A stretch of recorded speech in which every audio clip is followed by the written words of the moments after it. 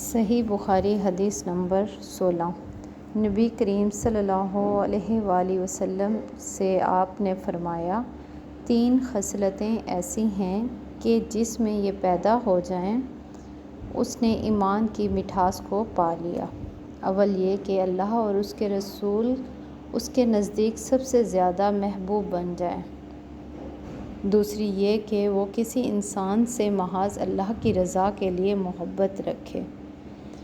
تیسری یہ کہ وہ کفر میں واپسی لوٹنے کو ایسا برا جانے جیسا کہ آگ میں ڈالے جانے کو برا جانتا ہے۔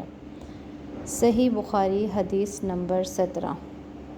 آپ صلی اللہ علیہ وآلہ وسلم نے فرمایا، انصار سے محبت رکھنا ایمان کی نشانی ہے اور انصار سے کینہ رکھنا نفاق کی نشانی ہے۔